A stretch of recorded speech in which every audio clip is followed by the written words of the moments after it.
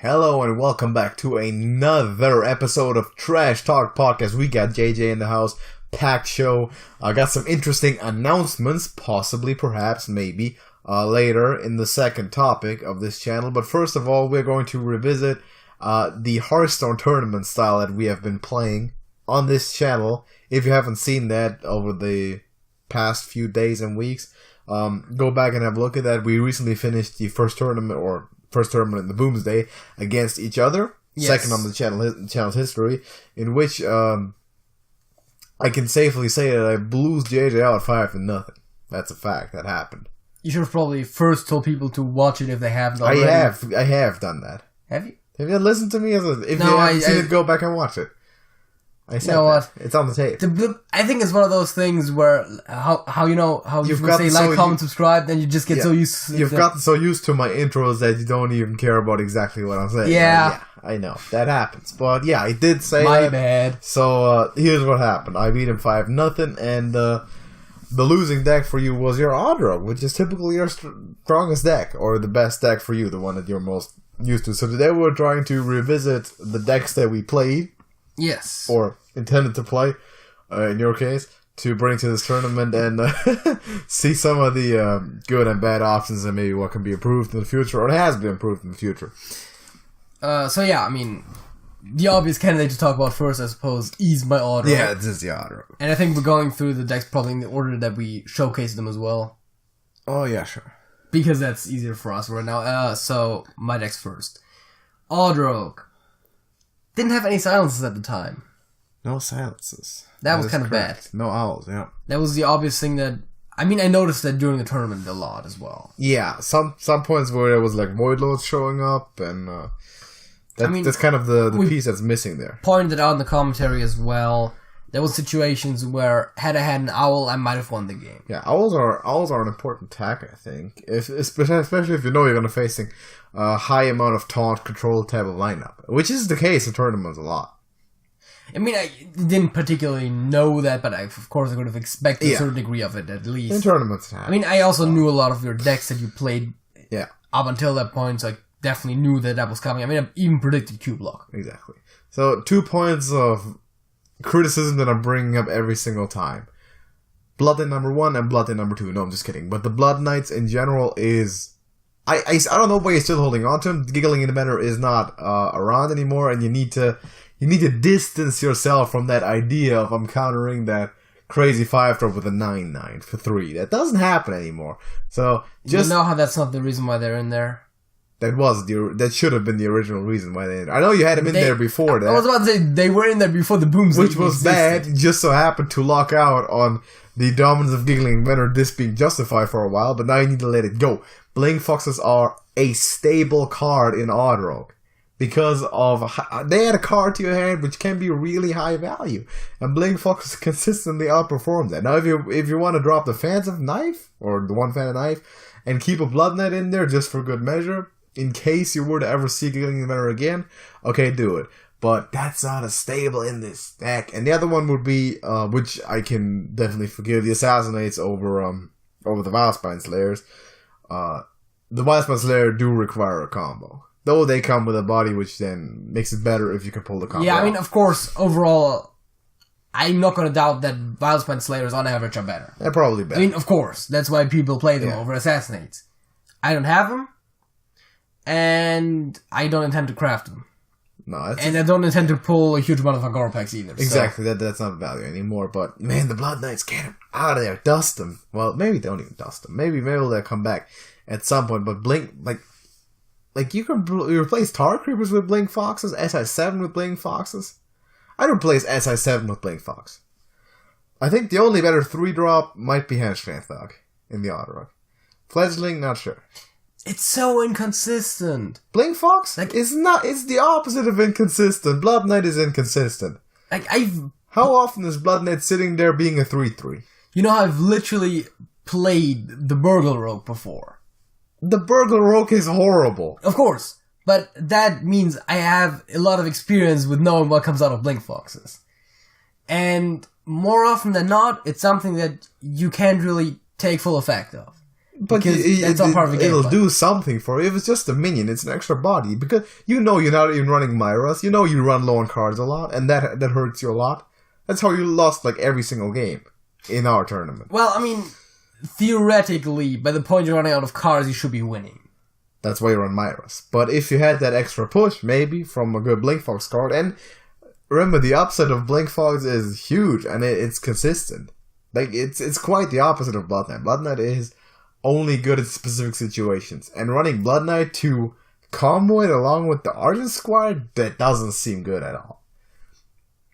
First of all, you're actually taking the value of your Argent Squire just above the Blood Knight up, and you have to have them both. And say you don't have, like, do you keep Blood Knight? If you get him on the mulligan, do you keep Blood Knight? Only if I already got the Squire. Really? Because it's not a combo deck. It's supposed to be an aggro deck, right? You want to keep the Thug, and you want to keep maybe Conry? A 4-drop 6/6 is pretty good. I mean, that's why people play Advent in aggressive decks. They play him just to play one or two cards before. You could play Edwin. You could play Edwin in this one. Over Blood Knight? Over Blood Knight. Well, I mean, replace the Fan of Knights with the with the Edwin and the two Blood Knights with the Blink Foxes. And if you had them, of course, the Val Smite over the Assassinates, and this deck is perfectly fine and okay for me. Also, Fan of Knives is good card draw, and actually, kind of as with everything in this deck, is a really good counter against all Paladin. Don't need that don't need that card draw when you got two Blink Foxes and possibly Myras. Also, the Cobalt Scalebane, you remove that. I mean, this is totally playable. Yeah, the Cobalt Scalebane has only very rarely seen play in that deck. Yeah. And then even more rarely has the Scalebane plus the thing it buffed survived. Exactly. I want to say that this deck contains about 24 to 26 stable cards, and the rest is tech options. And Blood Knights are part of the tech option of the stable cards. And the tech options would be Fan Knife, Blood Knight, the Cobalt Scalebane, Myras, Edwin.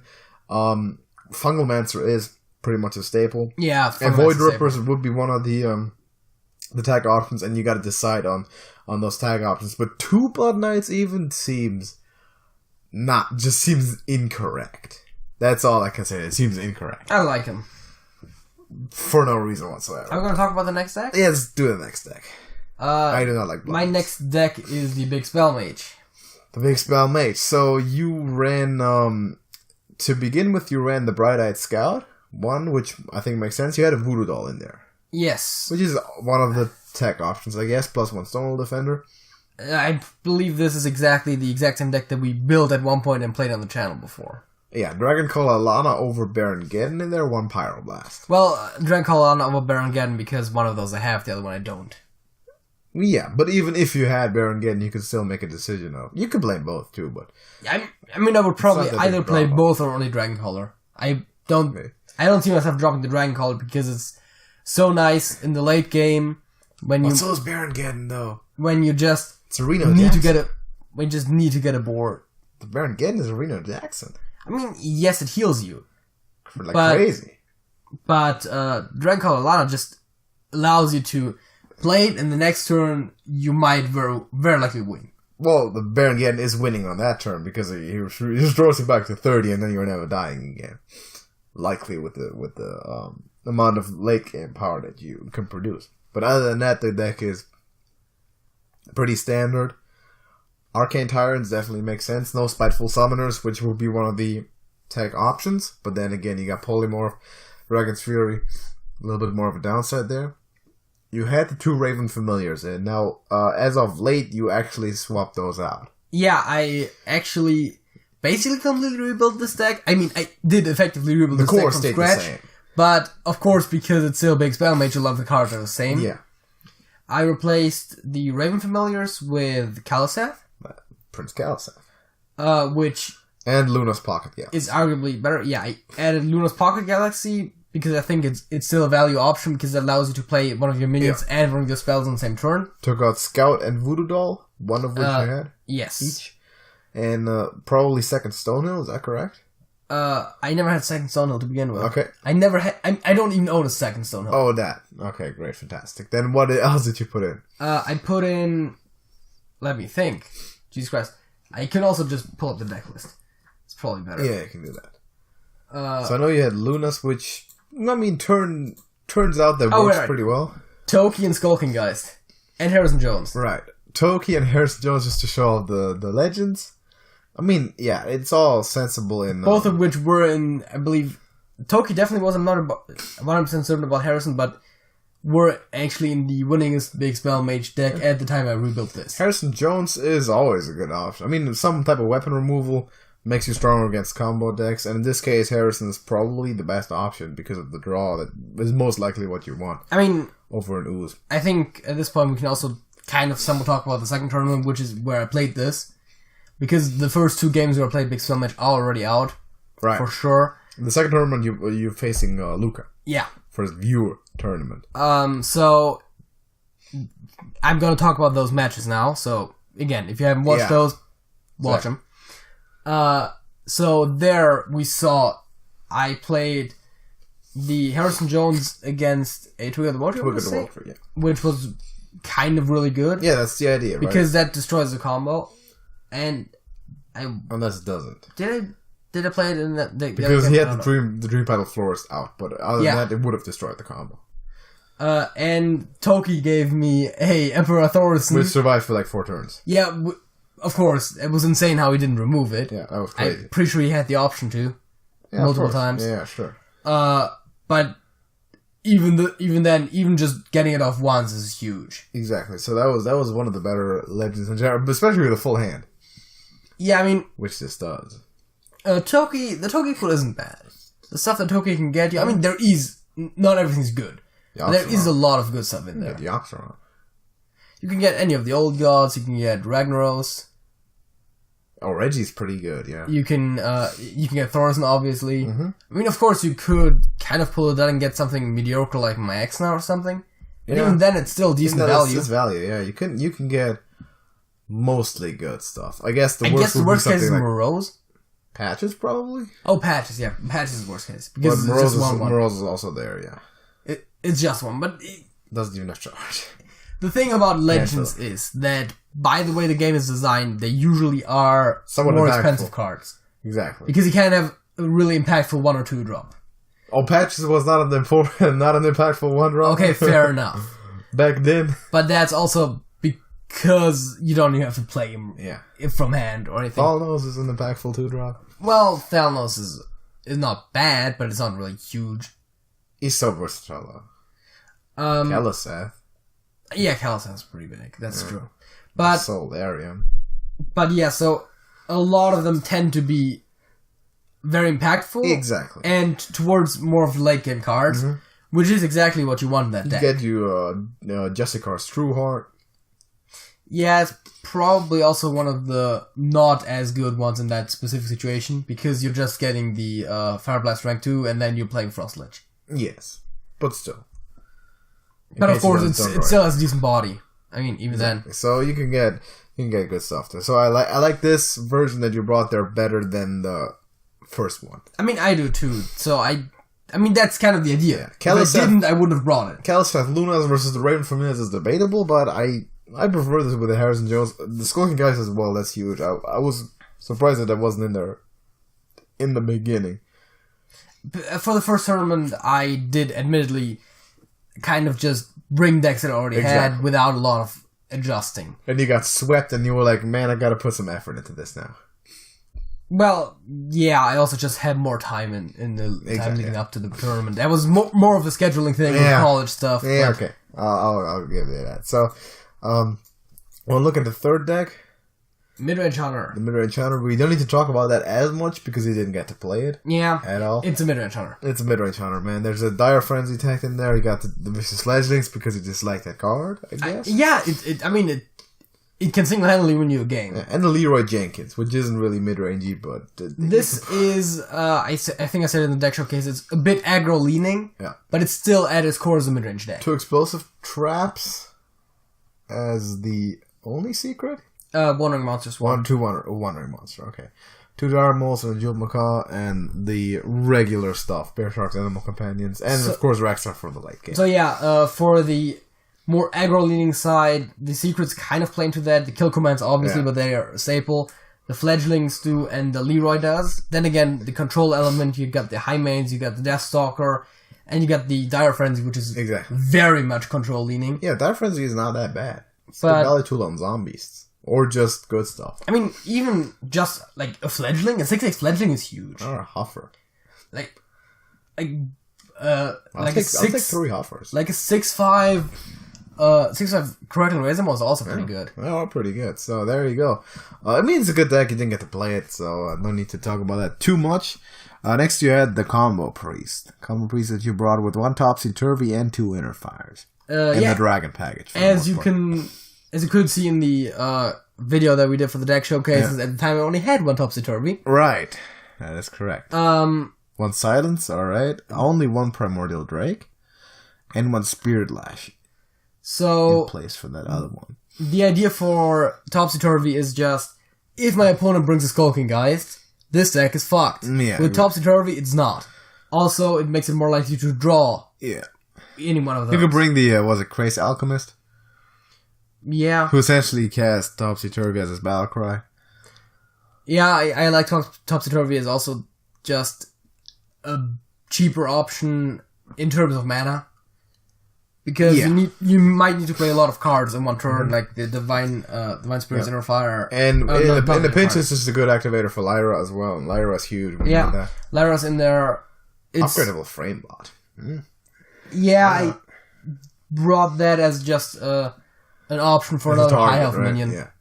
The main targets would, of course, be the Twilight Drake and the Primordial Drake, right? And Lyra sometimes can get out of control pretty well. And the rest is just control stuff, Radiant Elementals, of course, and Shadow Ascendant. I mean, also anything that has been on the board with their Shadow Ascendant can be a target later on. So that was the 4th deck. Yeah, and the final one is the Token Druid, which is woefully incomplete. Yeah. That's barely Token Druid. I'd call that aggro mid-range Druid. Incomplete. That is a bad deck. It kind of works. It's kind of a bad deck. It doesn't really work, but it kind of works. But it kind of works good for a tournament. You brought it twice, too. Yeah. I did kind of just wanted to play it, too. In like, the setting. Well, play it on the ladder first. Make improvements. I don't think this is a good deck. But there's probably too many cards missing. We'll see if you continue to bring this. Yeah, there's too many cards missing for sure. You got 1 copy of all the key cards only. So, yeah. This is my decks now, which we can talk about real quick. Yeah. First one was the Odd Quest Warrior. You know how Quest Warrior works. I have the Rush package in there with the Darius Crowley. No Town Criers, actually. I remember you saying at one point that you didn't like Odd Quest Warrior because you're replacing the Tank Up Hero Power with the Quest. Right. That was before the Boomsday happened. Okay. But now I like it a lot. Now I like it a lot better because with the Boomsday and some of the ways that the meta changed since then, and with stuff like the Dinomatic and the Ziliax, Odd Warrior has become a lot stronger again. And again, I prefer having the Quest in there to not having the Quest for late game options in certain matchups. I still don't like the Dinomatics that much, but Dinomatics are a really, really good removal option. I mean, I saw them work well in the past, but great. I still don't like them that much. They're a great removal option. They're a mech if you need Ziliax to be magnetized somewhere.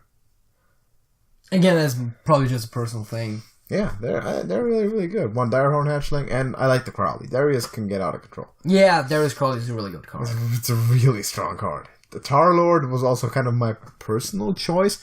I had the Fiery War Axes in there, which are kind of the odd ones there. Because I didn't want to put Super Colliders. Also didn't have Super Colliders. I don't think that it's too bad. It allows you to trade off some stuff in the early game. Super Colliders are more popular even than the regular Odd Warrior than the Odd Quest. But they should be in here. They just. I think you could have also just dropped the Fiery War Axes in favor of another taunt like... Maybe. Wait, are there any 3-drop taunts that you don't have in there besides like Grizzly or something, but like something decent? I don't know. Because you do have both Sword of Thunders and both Dark Reapers. Which is enough. I mean, you have to Phantom Militias as well. I mean, you could have added another Direhorn Hatchling or something instead of the... But the axes are okay. I'm not going to criticize you can have a weapon up, so that's pretty cool. That was the first deck that I brought. Second one is the Taunt Druid. which is basically a very standard contour with the Dragon Hatcher package. 2 Dragon Hatchers, no Ultimate Infestation, 0, nada. Which was a tough decision. Only 1 Spellstone, which is a bit odd, I guess, in favor of a second Ferocious Owl. But other than that, basic package. 2 cubes, 2 Wishing Hours. I mean, full late game. I was about to say, it really depends with the idea of the Spellstone versus the Ferocious Owl. It really depends on whether you want to clear the board or just armor up. Exactly. And have card draw extra. Now these days I'm running 2 Spellstones again, which it's just a really strong card. I was about to say it's probably better. Yeah. Infestation can be run instead of maybe a second Sleepy Dragon, but I find myself not needing Infestation that much in this specific deck. Like in Malagos, it's a different story. But here, I'm not running it that much. I mean, the deck doesn't have that one card that it absolutely needs. Well, the Heteronox. In this deck. Well, but not necessarily. Depending on what you're facing, you might just be happy with just having a bunch of taunts, like, without well, some points, yeah. If you're going like all Pally. I believe the match we played didn't even see Heteronox, did it? I think it might have not. It was just Lich King dominance, right? Yeah, it was me basically wasting all my resources on the Dragon. I got Lich King O-card and then it was done. Yeah, like O-card Dragon Hatcher was... Heteronox did appear. Was something I had to remove, which took basically all my resources, and then Lich King appeared and I was just dead. Exactly. But Heteronox did show up, but that will be the key card, of course. O-card is important. But yeah, no Infestation there. I don't think it's like one card that makes or breaks the deck.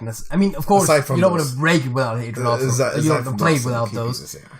But either one can be really strong. There's options. You can run Tar Creepers. You can run the Trog Gloom Eater. Next is the Q block, which is also fairly standard. You like Ziliax, don't you? Yeah, Ziliax is really good. I had Ziliax tagged in, and that actually took the place of Rin, the first disciple. Well, I mean, you talked before about how Rin doesn't work that well with a skull.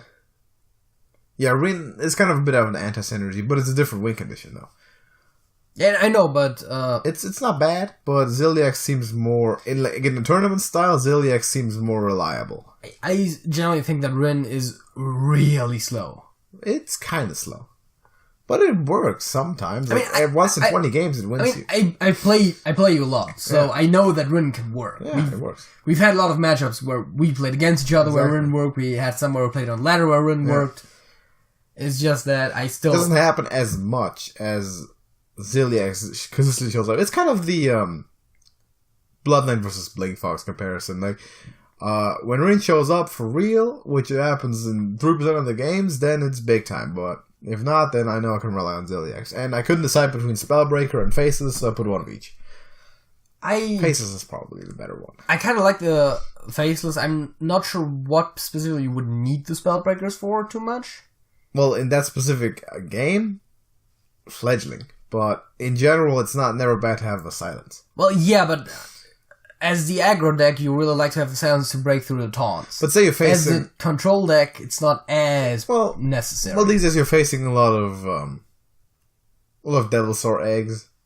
No, and even in the mirror, this can be huge when you're silencing a cube or Void Lord. So, it can give you an edge in certain matchups. Double Doomsayer, which I like. I mean, something that can also give it the edge in mirrors would be Sacrificial Pact. Yeah.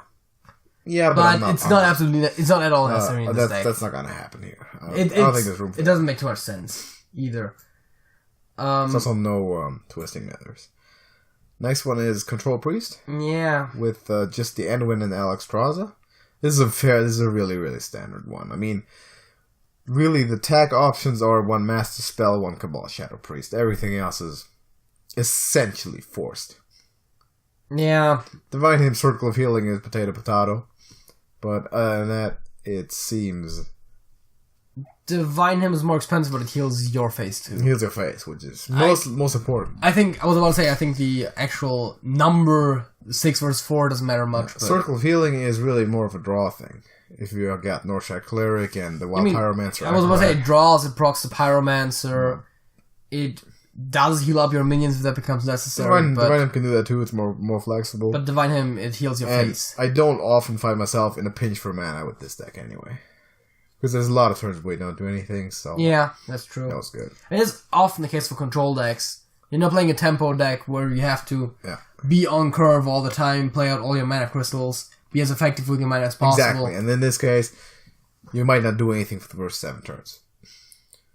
And the Shutter Walk was the closer, which I actually surprisingly won against the Odd Rogue. And this is more of a control style, which might have contributed to that for sure. No longer the pure combo, so no murmuring. Yeah, also something that contributed to that was probably me playing a bit too control-oriented, which you shouldn't do with the Odd Rogue. Yeah, you know that now. But that's really a habit that I have to try to break. Well, then either break the habit or change your decks. Like, bring different decks or change your playstyle. I generally tend to, in a lot of matchups, play control errands. Like, if you give me an Odd Hunter, I'm gonna go face. Obviously. Sure. But I still, in a lot of matchups, just have to force myself to go face sometimes when it just feels wrong. I can still see you trade like a Wolf Rider into, I don't know, like a Light Warden or Voodoo Doctor or something. Without her? No, not into the Voodoo Doctor. Light Warden, sure. But not into the Voodoo Doctor. I don't know about that. Trading a 3-1 into a 2-1 is just trading down. I don't know about that. Maybe. I don't actively trade down. A doubling imp.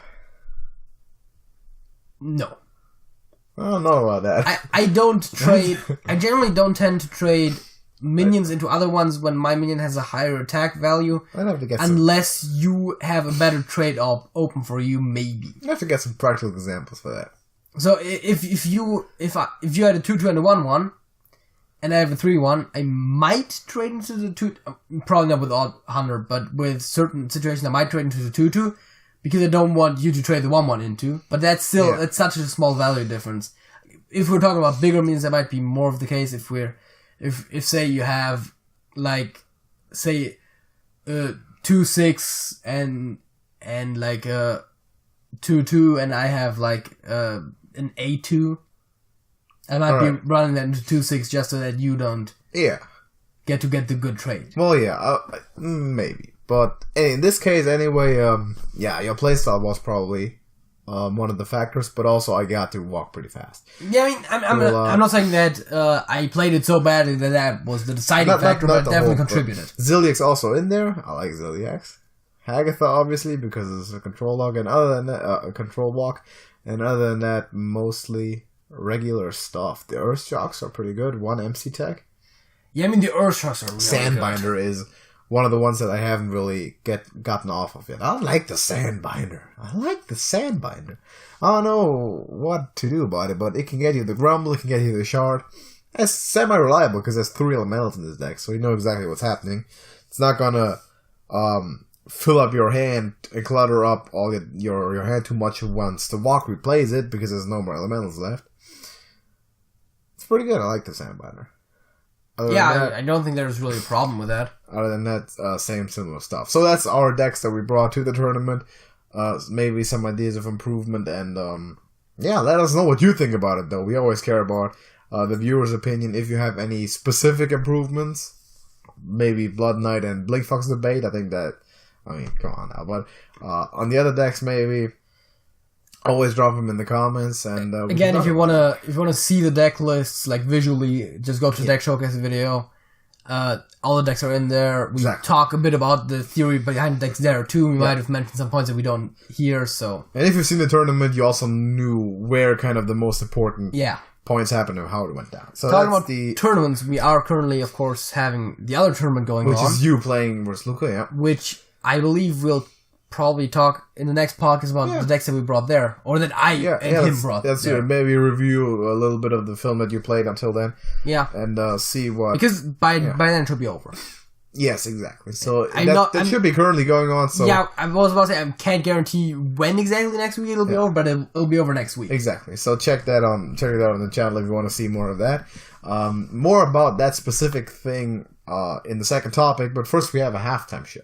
We do have a halftime show. And the halftime show, what's the halftime show, man? I'm pretty sure you wrote a quiz for me about anything and everything, really. I did write a quiz for you with a lot of different questions. This quiz is not thematic. It's just a bunch of things that came to my mind. So didn't look up anything here. I personally think that those types of quiz are oftentimes more interesting than the some of them ones. are personal questions about like true or false. Some of them are factual questions. Okay. So, and they're completely mixed up. So the first one would have been weird if you looked up the personal ones, like on the internet. Yeah, how old was I when I did this and this? Right? No, I mean, fair enough. Those you could probably take advantage of looking up because you might not actually know the exact dates. But yeah, anyways. Yeah, continue. maybe I have to look up the event if it was a big one. So, are you aware of the show The Prince of Bel-Air, The Fresh Prince of Bel-Air? I am aware that it exists. I have never watched a single episode of my life. You know that Will Smith plays the Fresh Prince, right? Yes. So, what was the name of Will's uncle in that show? Iconic character. I was about to say, I've definitely heard that before somewhere, but I don't have any personal connection to the show because I've never watched, so I can't for life of me come up with it for it. Uncle Phil. Yeah, again, I've heard this somewhere before. I was also going to ask you about his profession. Yeah, no clue. Well, he's a lawyer. He's a law student. So, Uncle Phil, you should know that guy. That's a knowledge gap. Okay. This is a phenomenal show, and I urge you to watch it. You watch a lot of shows? That's one that I urge you to watch. I'm not really that into comedy. What? It's funny. Yeah, I get what the idea behind comedy is, but I generally not that much into comedy. JJ doesn't like... Also really hard to binge watch oftentimes. Because it's not even true. JJ doesn't like fun. That's a fact. Probably. I just prefer, like, pretty much a lot of other genres over comedy in my just give it a watch. TV shows. You'll probably like it. It's pretty good. You may be aware of the fact that currently the Chess World Championship is going on. Yes. Between? I Question mark? know that too. It's Carlson? Yeah. And someone else's name escapes me for the moment right now. Can you tell me where the people are from? Didn't you say that Carlson was from the US or something? He's from Norway. Oh, the other guy is American. Oh. And his name is Caruana. Oh, right, yeah. We talked about that before. Yeah. Caruana, correct. So, see, there was someone from the US there. And, I'm asking this question. But Carlson was S-E-N, right? Not S-O-N. Like, S-E-N, yes. Yeah. Carlson. Because that's the thing that tripped me up here, because... That sounds more English than it sounds Scandinavian. Because if it was with an O, it would totally sound Scandinavian. But then again, you remember his first name is Magnus. Right, yeah. And so he's got to be Scandinavian, right? Right, yeah. Magnus is also a cool first name. Yeah, it's pretty cool first name. I'm asking this question. What I realized, he looks a lot like another Scandinavian person we know, if you know who I'm thinking of. I got no clue what you're talking about. I'm gonna tell you that off the air. Oh, yeah. He looks a lot like him for some reason. I was like, what Scandinavian person do we know? But yeah, we do know a Scandinavian person. And he looks a lot like him, but I don't know if that's a Scandinavian thing. Maybe it is. Not really. The reason I'm bringing this up is because Fabiano Caruana, being from the United States, has a chance to become the first United States or American chess world champion since whom? See, this could be a question about someone I don't even know at all, but it's probably about someone I do know. You do. So let's think of any random American chess player that I may or may not know. If you know one chess player in the history of chess players, aside from Gary Kasparov, you know that guy. It's Bobby Fischer. It's Bobby Fischer, exactly. Obviously. That's a pretty big thing, because that's been a long time ago. So Bobby Fischer is dead these days. Yeah. And he's probably gonna be that for a while. So until he resurrects himself. I was about to say, theoretically, with all the shenanigans that science can do. Yeah, you know what? Don't bring that guy back. He turned crazy in the last I know. years. But he was a genius. The most likely way that science would bring someone back is probably by a simulation of their personality based on records of them, rather than any kind of Frankenstein-esque harvesting their brain and keeping it alive in a jar, right? His brain's most dead people's brain are probably rotten to the grave. Exactly, anything anyways. Of course. He's been dead for years. But the next question is also a historical one. In what year did humans perform the first moon landing? That was Neil Armstrong walking on the moon. The thing is, right? Should kind of know it. I should totally know that. Okay, so that was during the Cold War. correct. Which was after the Second World War. Wow, I like the way you approach historical content. Which was after the First World War. Okay, I'm not sure where I'm going with this anymore, but like this thing in Let's Play like in the 20s. Oh no, it's in the Family Guy parody of The Great Gatsby. Oh, I fought in World War One. Why are you numbering that? Is there going to be a second one? Why are you calling it number one? It's like, we're calling it the Great War because it's the greatest, because it's not going to be one like that anymore. Exactly. Like Second World War, yeah. Moon landing, year. Let's see the moon landing. If you don't know it, you can just throw it. See, we talked about space travel before. Yeah. But that was fruitless, so that's. I think this is one of the years that you just know, like that you know when Kennedy was assassinated. 1963. Correct. Like it's that sort of year, right? End of the Second World War. 1945. Exactly, that sort of year. You know why I know the 63 though? Why? Because that's when Doctor Who premiered. Oh right. Yeah, I think you told me that before. That's the only reason I can remember that. But see, it's one of those. I feel like it's one of those. I don't know. Was it in the late 50s? Or the 60s? Somewhere there. Probably late 50s, right? It was in 1969. Oh, late 60s, okay. Kennedy actually promised in the early 60s that they were gonna do it that decade. Okay. And he got shot and died. But they still did it. And they did it. He was still dead when they did it. Yeah, I know. The whole still dead argument. Yeah, but they did it in the decade, just about. But that's what happened. I honestly don't know. He predicted it, so that's the question. Next one would be: have you heard of Alexander the Great? Also an historical personality. Yes, I have heard of him. So he conquered quite a lot of countries in the Middle East back in the day, like way back. But did he ever conquer Pakistan? Yes or no? A lot of countries, but was Pakistan one of them? He did not, because Pakistan didn't exist back then. Well, the territory of Pakistan. I thought it was going to be a trick question. No, trick questions. No trick questions. Because Pakistan and India, they split in 47. No trick questions there. If you're asking that way, I would assume that the answer is no, but I have no clue. The answer is yes. He did. Okay. It's tough to imagine that he went that far east, but he did. So, there you go. Big empire. Next one, this is a personal one. So I really thought I was clever with knowing that Pakistan only existed since 47. That's not the thing.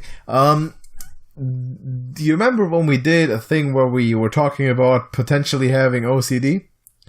And some weird habits of ours? Again, it's mostly exaggeration, but yes. Yeah, of course it is. But one of them that I didn't mention back then, but that I noticed recently is, when this is a true or false one, I have a very strong affinity for one specific locker in the gym, number 127, and I feel very displeased if forced to use any other of the 200 lockers. True or false? And there's no discernible reason for that. Okay, so 127. The number itself doesn't really seem relevant, I think. So if anything, it will probably be the position. I'm still gonna say no. False. It's true. It's true? It's true. I like my locker 127. If I walk in there and see there's a lock on there and someone else is using it, I'm like, I might as well dump my bag on top of the lockers now. That's what I do every once in a while. But I'm like, I'm not using another locker. I'm putting it out there. I want 127. And sometimes I'm picking up 129 because it's right next to it, right? And this is okay. Or 131 is also okay. But, outside of that 3-locker area, wait, I'm turning around. So those are next to each other. So where are the evens? Below them. Oh. Yeah, they're 2 stacked on top of each other. I mean, 128 I would get that's a power of 2, but I mean... Yeah, but that's on the bottom. I'm not. Yeah. No one ever takes bottom lockers. I mean, of course. Because the top ones are perfectly... I understand that part. But, no. Is it, in a convenient position or something?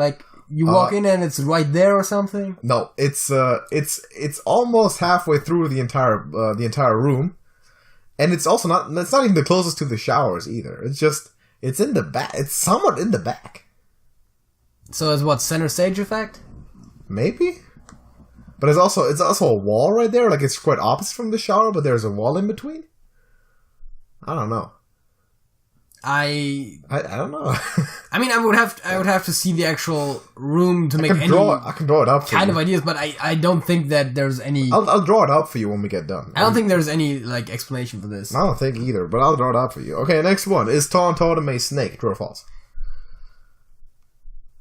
The way you...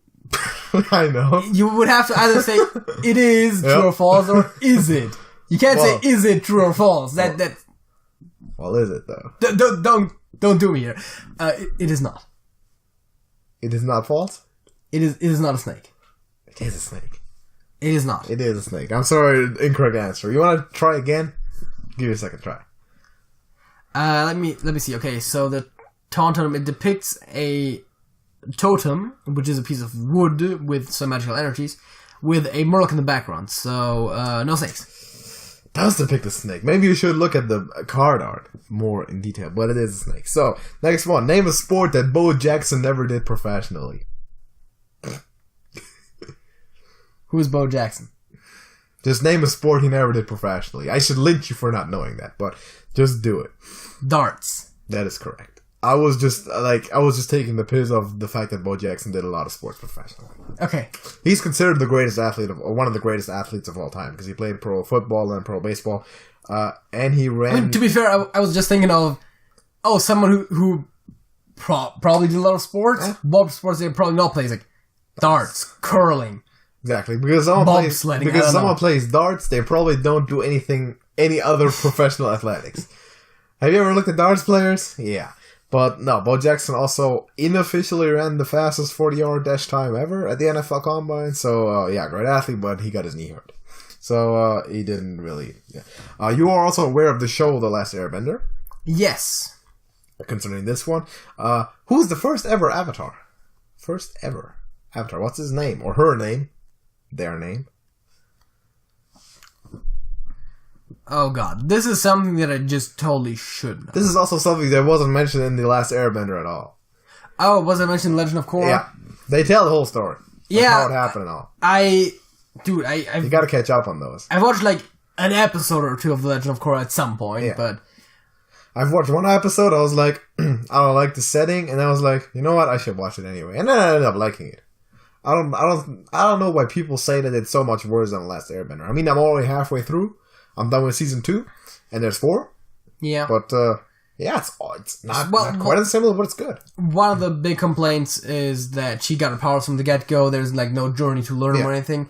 There's still journey to learning a lot of stuff. Then, of course... I'm not going to spoil too much, though. Of course, the setting is somewhat of a criticism because... She can't airbend in the beginning. Right, yeah. And the setting, like, the Republic City stuff, that's only one season. And then people were saying that the motives of the antagonists weren't as well defined, and they'll be well defined if you watch it a little bit more. And they'll always, and the antagonists, apparently the antagonists in Avatar: The Last Airbender are also more logical and like more understandable where they're coming from and that kind of stuff. Because like one of the antagonists in Legend of Korra, for example, is just a crazy anarchist who doesn't really want to do anything but make the world burn. There is the one... There is the one guy who's against benders, but, there's a plot twist there. Exactly. I've seen that one. Oh, yes. You know about that? Yeah, he's a waterbender. He does bloodbending too. Exactly. Oh, you know that already. I thought you watched only one episode. Just because I have watched it doesn't mean I haven't heard something. Oh, alright. Yeah, he's a bloodbender. I still don't know the name of the first Avatar, though. I can guarantee you that I've heard it before. That is mentioned in the second season, when the backstory is... when they're doing spiritual stuff. I've definitely heard it before, but I can't come up with it. His name is Wan. Avatar it sounds like Wan. Exactly. That was a joke, right? Avatar Wan. He's the first Avatar, hence his name. And he got his powers when a spirit merged with him. Yeah. And he got the bending stuff from Lion Turtles. Because that's what originally happened, apparently. Like, people started learning to bend when they went to the huge lion turtles, which were the cities, for some reason back then. And they're like, oh, yeah, give me the power of fire. And he got the power of fire. And then he went around the world and then talked to spirits and learned all the powers and then fused with the spirit and that was the Avatar. Because I'm not gonna spoil this because you gotta watch this. But once you did, we can talk about that flimsy backstory. I have one more question. This is also not a personal one, and I was once involved in a slight helicopter crash, which is also the reason why I've never flown on a plane since. Which I haven't. I've never traveled by plane. That's because I was involved in a small helicopter crash. By small, I mean like a few feet off the ground. Well, so first of all, I wouldn't be surprised if you have never been in a helicopter altogether. Second of all, I don't believe that's a story. And third of all, you already had a true fact about yourself today, so false. That's false. I've never been in a helicopter. See? I also have no fear of flying. I just have never gotten into a situation where I would fly. That's actually similar to me. I don't know how I would react if I was on a plane. Yeah. Which is the thing, because oftentimes you don't consciously intend to freak out, that kind of thing, right? Yeah. So I've never flown on a plane because I've never gone anywhere. Well, okay, that's not entirely true. We've been on a class where it would have been sensible to fly. Yeah. But they just didn't want to. Nope. And otherwise, I've never been anywhere. Bus for the better part of a day. And otherwise, I've never been anywhere where it would be sensible to fly to. Exactly, same for me. I've had multiple almost 24-hour bus rides, but I've never been on a plane. And I don't mind being on a plane at all. I'll travel to Australia on a plane. It's better than by boat, probably.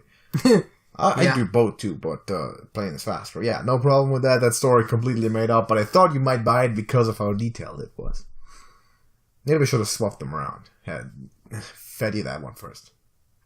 Well, I would have definitely had one less indicator to assume that it's false, but I would have probably still... Yeah. It seems kind of like an extraordinary thing. I'm also not the type of person who will, because of a small helicopter crash, develop a phobia of flying. Well, not now, but if it had happened in your formative years, maybe. Maybe, but I don't think so. I've also stated before that I don't really have any known phobias. Oh yeah, that too. So, there you go. But, yeah, that never happened. Then again, knowing you would be the type of person to be like, I'm not afraid of flying, I just don't want to do it. Oh, those people are afraid of flying. They play it. No, I've never gotten there. I'd do it. I'll do it right now. If you give me a plane and it's for free, I'll do it. Go to New York. But that's another one. It's like, oh god, plane tickets. It's expensive, man. Not that cheap. Probably catch a boat all the way to Australia. That's cheaper than that. I don't know. Prison ship. They still do that these days? I don't know. Haven't checked recently. But that's all the questions that I have. So that's a halftime show. Let me know in the comments how many of them would you have gotten right. I'm not expecting the audience to get the personal ones, but the other ones, maybe. I expect a lot of people to have been smarter than you on the taunt totem. But that's that.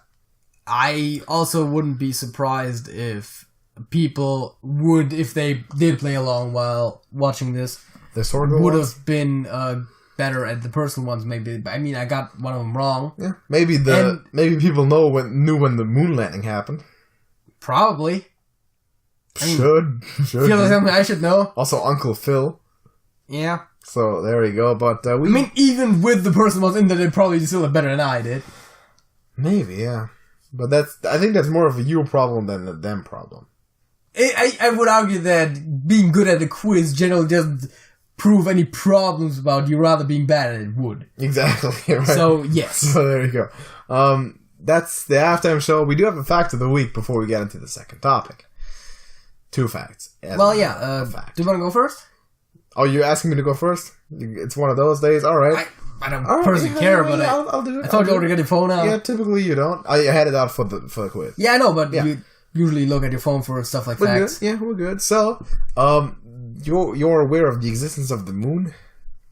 Yes, I've heard that people have landed there before as well. Exactly, and aside from the fact that it's also the first water bender for some flimsy reason, if I remember correctly. Yeah, don't explain the magic. Yeah, the surface temperature on the equator of the moon has a huge range. I'm not sure if you were aware of that. I was not aware of that, no. The surface temperature on the equator of the moon can range from negative 280 degrees Fahrenheit to plus 260 degrees Fahrenheit. Which is temperature swings that on Earth have no chance of happening ever. But on the moon, that's what happens. Because, dark side and sunburned side, and there's not that much atmosphere and all that. So. Dark Side of the Moon, that was a Pink Floyd album. Yeah, there's also aliens there, allegedly. Yeah. Yeah. What's your fact of the week? My fact of the week is that, as of this podcast releasing somewhat recently, actually, kind of an inside thing as of this recording today. How's the moon the first waterbender? Oh, wow. I don't know. Like, for all the other elements, it's some animal. Maybe the moon secretly is an animal. Maybe. I always thought it was a big-ass cheese. That's what everyone's like. Moon's made of cheese. What I was about to say, though. Today, as of recording this, Stan Lee died. Oh, Stan Lee? I've known that he existed. I wasn't aware that he was alive or dead or anything. I've heard. He died at the age of 95, so it's not like anyone was hugely surprised by him dying. I couldn't tell you much of what he did. Was he a puppet guy? No, he was a comic book writer. Oh, comic book writer. He invented a lot of the popular superheroes these days, but pretty much most. Not most, but a lot of the popular Marvel characters. It was an epic rap battle of history of which I have seen the thumbnail in passing. Okay. A year ago or so. Have you heard of Spider-Man? I've heard of Spider-Man. I'm pretty sure Stan Lee was involved. Stan Lee was involved in the creation of Spider-Man. Other characters too, like I don't want to throw out names of Marvel characters like Fantastic Four, definitely, but I don't want to throw out characters like Daredevil and be like, no, actually, that wasn't him. But yeah, I get the point. So yeah, Stan Lee. I've heard the name. Rest in pepperonis. Write that down, and we can use it in the end of year podcast for shout-outs of famous people who died that year. Yeah. Like we did in 2017 as well.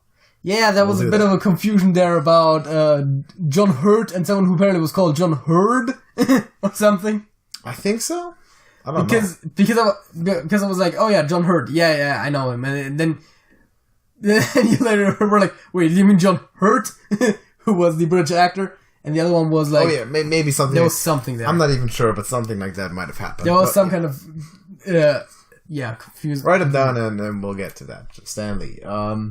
That's the facts of the week. And we have a second topic, which we quickly want to talk about, a small announcement. Yeah. Before we hop out of here. And it's got to do with Hearthstone tournaments as well. Yeah, so we already said a few times the first viewer Hearthstone tournament. Yep. So, implying that there's going to be more of those. I think I said it one time. And, well, in this podcast, yes, but I'm pretty sure you've said it on other I very heavily teased it in the video commentaries as well, so obviously you know what we're talking about. There will be, if anyone's interested, I mean, if no one registers, I guess it won't be, but more Hearthstone viewer tournaments with you guys. We want to engage people and facing us. And there's going to be prizes, too, so this is not for nothing. We're giving stuff away if you can beat us. There is going to be... Gotta earn it, though.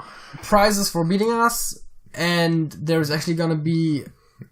For those that can beat both of us, there's going to be something special after the initial tournaments. Exactly, which we'll announce with the bigger wave of stuff, but that's all going to happen over the next weeks and months. Yeah. So this is a bigger project. We're probably going to make the official announcement somewhere shortly after the expansion dropping. Yeah.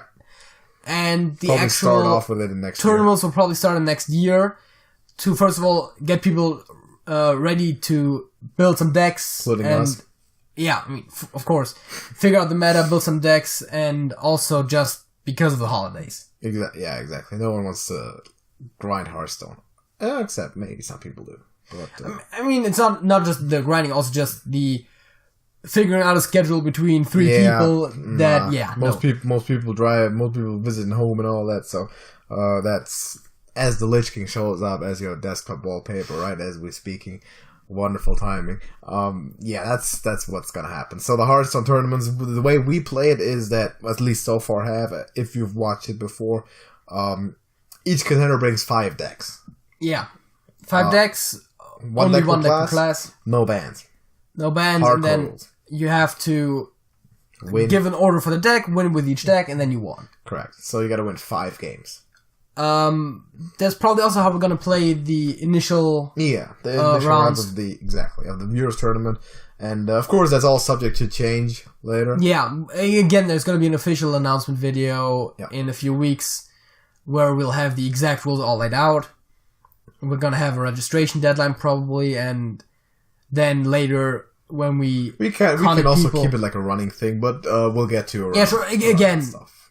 This is just the tease for... Yeah, it's a prototype. It's just the only idea about that is in our heads right now. Yeah, so this is just the tease for the people that actually bother to watch the podcast. Yeah, so you can be first to register once it comes out. Just lurk around for that, and you'll be one of the first to be featured. Because I like this podcast as like an insight into the process a bit, and also just letting people know of stuff in advance. Exactly. So that's for the kind of hardcore audience, right? Yeah. The 5 people who tend to watch a podcast. I don't know.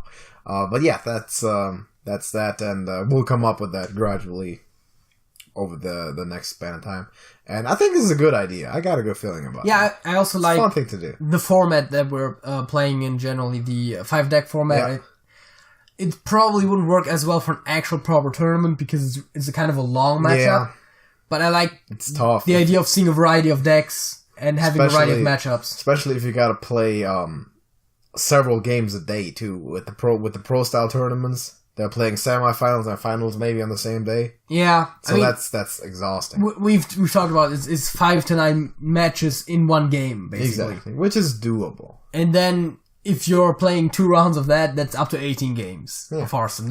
You're not going to be concentrated by the 18th game. Yeah, you can't focus on playing really well. So we're not going to have more than one match one game per person per day, obviously, but we'll figure more precise stuff out as we go along. So if anyone's hyped for that, let us know in the comments. But more stuff will be coming. Also, as we said, it's just a concept right now. So if you got any suggestions on how maybe we should tweak the format or something, anything is welcome in the comments. Any ideas? We're open to discussing that because we haven't designed and decided on anything. If it turns out that people prefer the 4 decks 1 ban method, maybe we'll go with that. Yeah, maybe we'll have a look into that. Maybe try some stuff out too. We have all the creative freedom we want because, of course, this is our channel. And we are not yet bought out by Disney. Nope, not yet. Will probably happen in 2019. I was about to say if they comment us like they did at like Marvel and Lucasfilms and make like millions of dollars offers. Dollar bills, yeah. I'm not going to guarantee that we're going to say no. Yeah. We'll still be employed, though. Probably, we'll still keep the show. I mean, there's always contracts that you can negotiate. Exactly. We'll get a way to keep the show. But we may or may not be sponsored by Disney very soon. I don't know. Probably not. But thank you for watching the podcast anyway. We do have a song of the week, though. We do. We do have a song of the week. That's the way you got to finish every podcast, and that's the way it's always going to be, even with Disney at the helm. Which is not currently the case. No, I actually think about it. I believe Walt Disney showed up in that rap battle of Stan Lee. That would make a lot of sense. I mean, both of those invented very popular characters that were originally also all drawn. So I don't even think that was his original opponent, but he just showed up. Oh, okay. I don't know who it was, but if you know, you can look it up. Doesn't matter. So, song of the week. What's the song of the week? My song of the week is "We Drink Your Blood" by Powerwolf. That sounds really rough. Like, we drink your blood? Yes. I don't know if that's saying the right vibes. I don't know. Maybe our video will get like censored for you saying that. I don't know on the air. Also, YouTube doesn't like me tagging words like war in the tags. Yeah, don't tag stuff like war. Well, technically it was Civil War in reference to... It's not better. In reference to the Marvel Comics Civil War, and of course the Civil War between the Coon and friends and the what are the other ones called? The Mysterian people, yeah, the bastards, the ones who walked up bodies or whatever. Yeah, the super assholes.